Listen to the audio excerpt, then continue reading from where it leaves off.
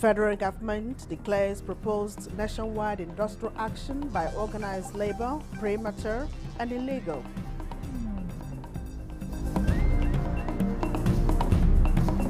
Remaining 8 kidnapped students of Confluence University of Science and Technology, Osera, regains freedom.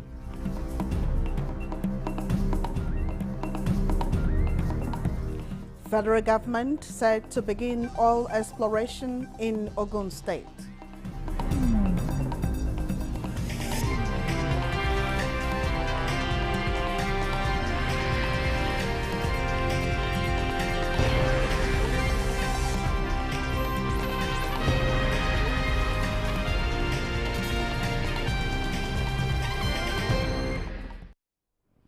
Hello and welcome to the news desk at 6 on NTA NEWS24. We are reaching you live from Abuja. I am Mina Daniels.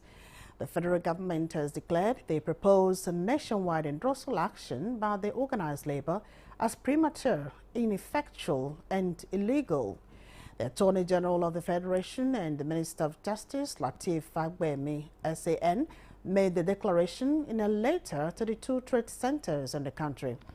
Fagbemi SAN pointed out that declaration of industrial action without the 15 days notice as provided by the extant law brought to question the legitimacy of the proposed action.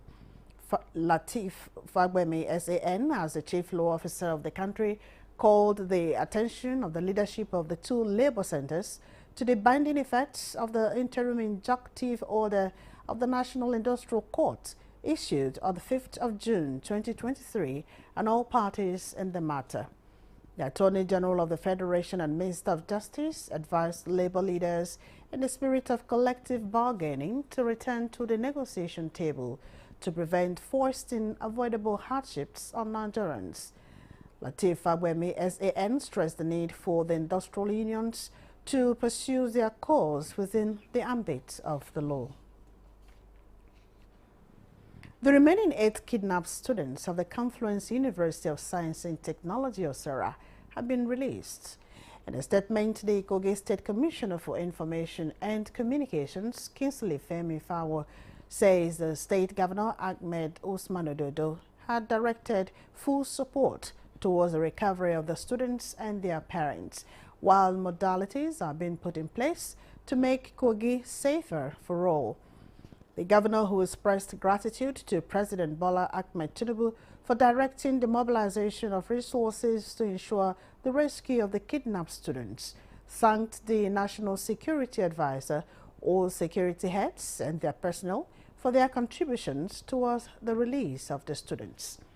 Governor Ododo expressed gratitude to his Kwara State counterpart, Governor Abdulrahman Abdulrazak, for his personal commitment, cooperation and support towards the success of the operation that led to the rescue of the remaining kidnapped students.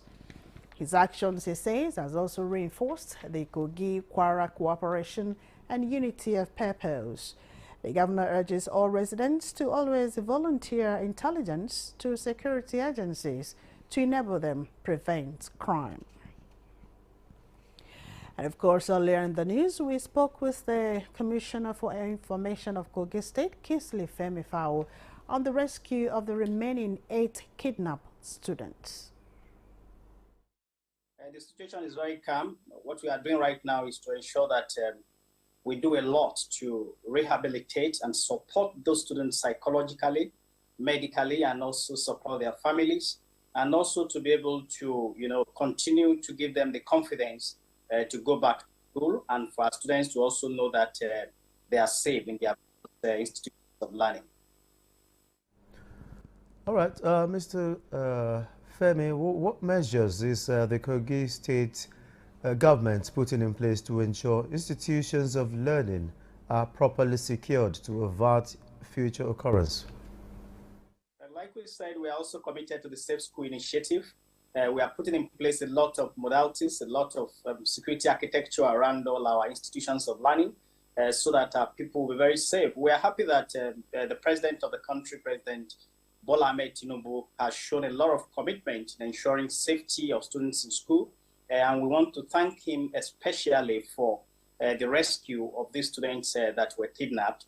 We also want to thank the National Security Advisor of the nation and also all the security chiefs, the Inspector General of Police. All of them supported us to be able to achieve this. So we are working with all of these to make sure that our schools are very safe. Still in Kogi State, Governor Ahmed Usman Ododo arrived in Lokoja to a warm reception from a large crowd of supporters.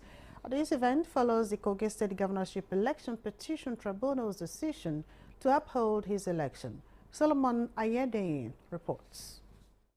Supporters, including members of the All Progressives Congress (APC) from all 21 local government areas, as well as youth and women's group, gathered to greet Governor Ododo. The welcome procession extended from Jegu in Kogi local government area through Kotonkarfe, past the Murtala Mohammed Bridge in Jamata, Natako Junction, and up to Government House in Lokoja. Along the route, Governor Ododo acknowledged the cheers of his supporters.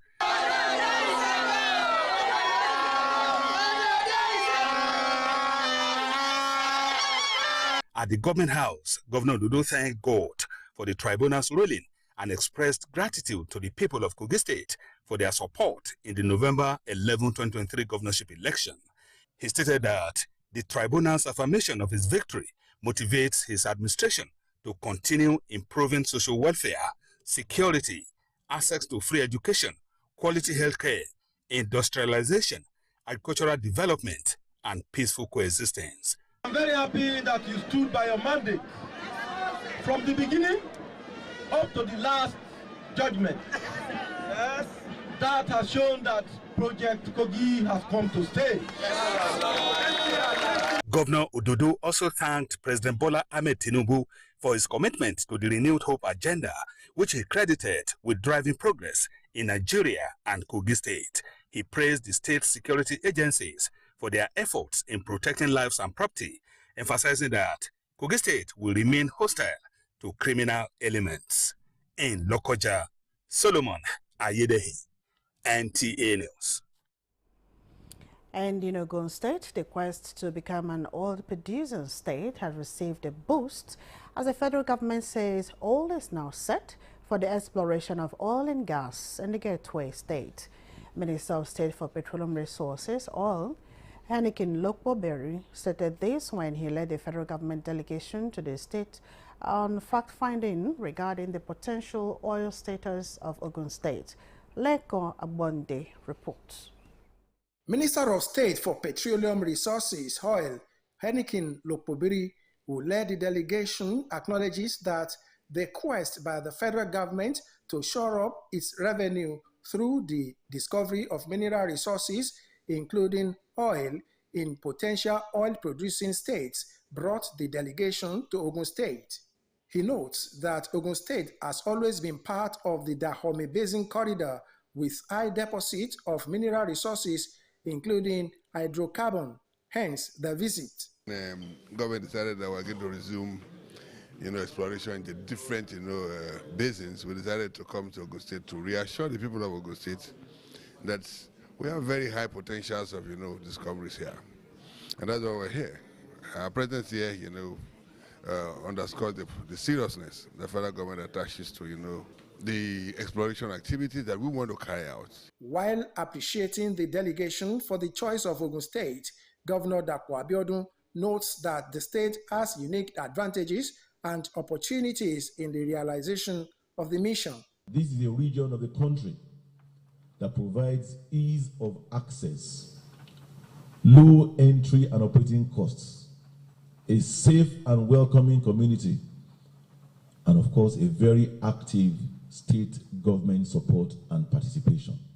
The Dahomey Basin corridor stretches from Ogun through Delta, Edo, and Ondo states, which the delegation intends to cover in the course of this national assignment. In Abeokuta, Lekon Agbonde, NTA News. The Joint Admissions and Matriculation Board, JAMB, has released additional 3,921 results, just as it reschedules 24,535 other candidates for examination. The board, in a statement by the head of public affairs, Fabian Benjamin, says a supplementary 2024 UTME has been scheduled for Saturday, 22nd of June 2024 for candidates whose results are up till now under investigation. These are candidates whose fingers could not be verified and have been given the benefit of doubts to sit the 2024 UTME. Similarly, the board has analyzed the process and conduct of the 2024 UTME in some centers where there were strong proofs of substantial non-compliance with the board's standards. Consequently, 24,535 candidates have been rescheduled to retake the examination in their chosen examination towns on Saturday, June 22nd, 2024. Meanwhile, 3,921 outstanding 2024 UTME results that had been declared have now been released. Candidates concerned are advised to check their results from Saturday, 1st June 2024 by sending results to 55019 or 66019 to ascertain their status, as those cleared will have their results, while those rescheduled will be notified. The rescheduled candidates are to print their supplementary examination notification slip from Tuesday, 4th of June 2024 to ascertain their designated examination centers. This release of results brings the total results release to 1,883,350. This is the news desk at 6 on NTA NEWS24. We have more reports after the break. Stay with us.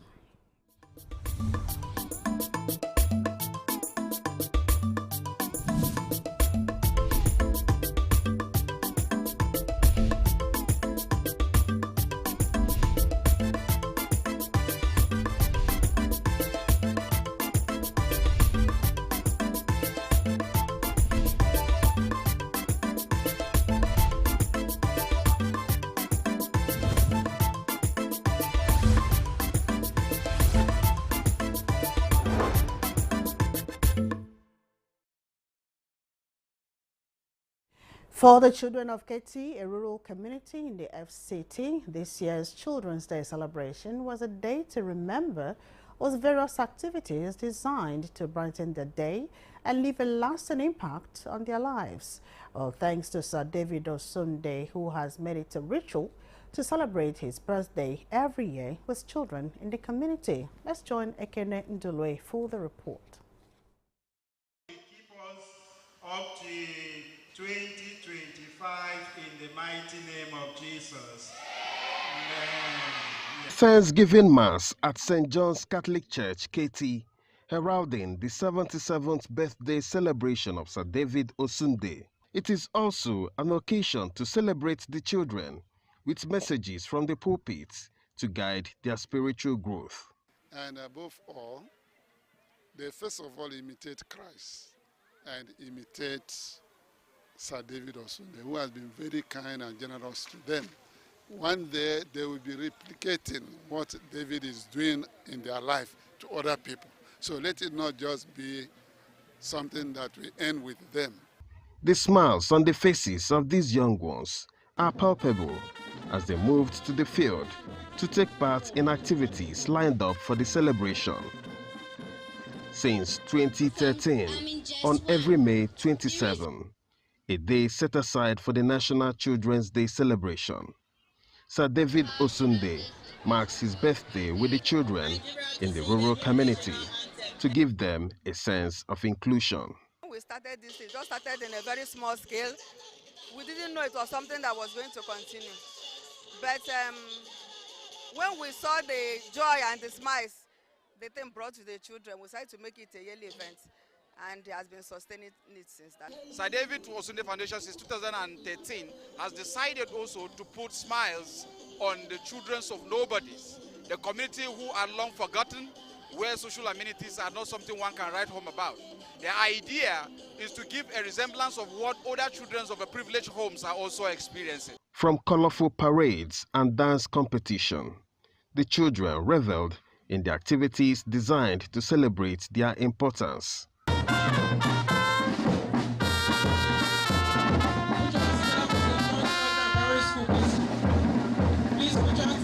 Don't get primary school, that's beautiful. Thank you very much. Thank you.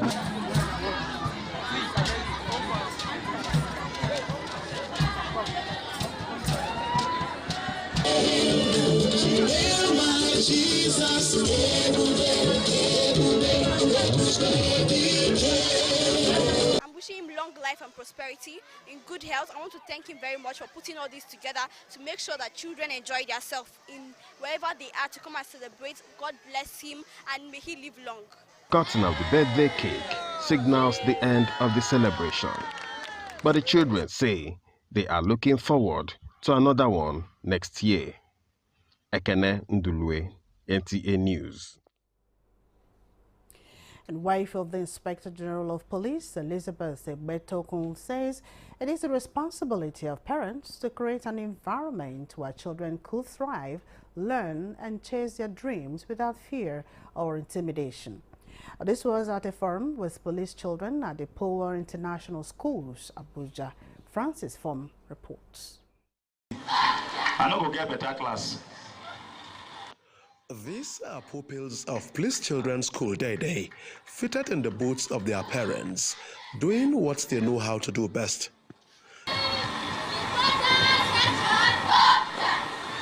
So the thing they sweep me like say my come down go do up. If I enter now, go fuck up. Hi. See ya. And wife of the Inspector General of Police, Elizabeth Egbetokun, is impressed. She says parents in the barracks must ensure that every child has access to quality education, health care, and most importantly, love and support. To all the children present here today, I want you to know that you are the heartbeat of our nation, the hope of tomorrow, and the reason we strive to build a better world. Your laughter, curiosity, and boundless energy reminds us of the beauty and purity that exists in the world. As we celebrate Children's Day, let us recommit ourselves to championing the rights of every child, to providing them with the tools and opportunities they need to fulfill their potential. She also encouraged the children to take their studies seriously. Francis from NTA News. Maintaining an ecological balance in our natural environment and conserving natural resources will greatly support the well-being of man and the ecosystem in general.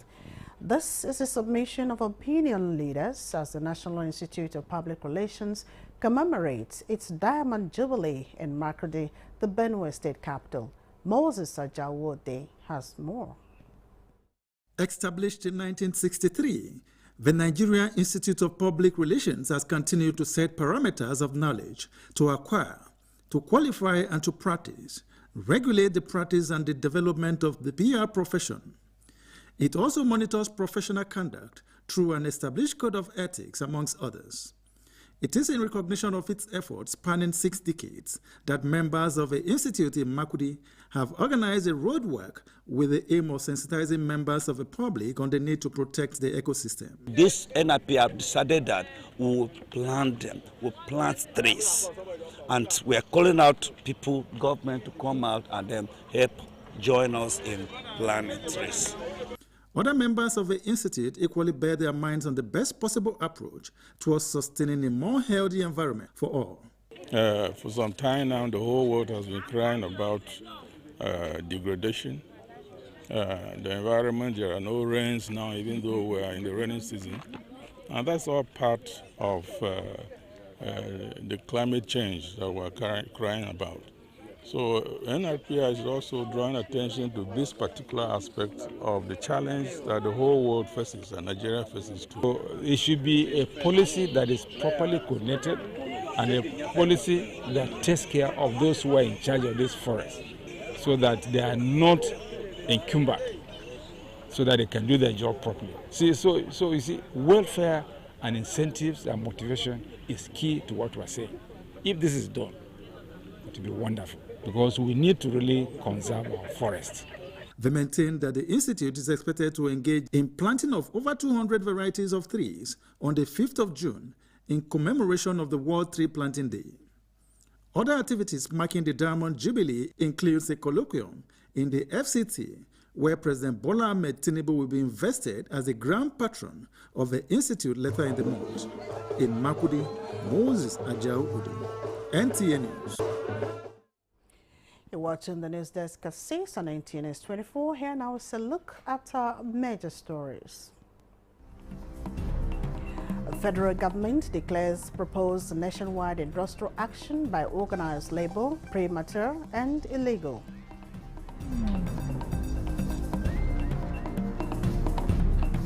Remaining 8 kidnapped students of Confluence University of Science and Technology, Osara, regains freedom.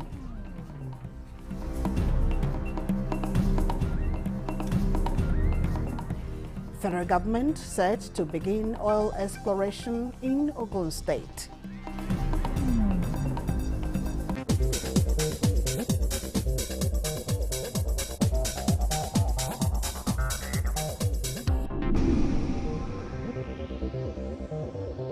This is NTA News24. The influx of people into Abuja without corresponding increase in houses to accommodate them has over the years placed high price tag on houses available for rent. However, with rising cost of goods and services, a more soaring cost of house rent is recently being witnessed in Abuja, so much more that many residents find it unbearable. Ramatu Abdullahi fills us in with her findings on this situation. Abuja, the nation's capital, is a center of attraction for many Nigerians and non-Nigerians alike. This is because of the diverse opportunities it is believed to offer many, whether for business or leisure. Depending on the location, securing a shelter in Abuja is expensive, while some places are highbrow areas with luxurious services designed mostly for the rich. There are other suburbs that accommodate middle or low-income earners. But with the current economic realities, both the high and the low are bearing the brunt of the increase. Call it self-contained of 400,000. After I pay, after a few months, the owner of the apartment now say it's 450,000. Then I pay, which is my rent supposed to expire by December this year, this 2024.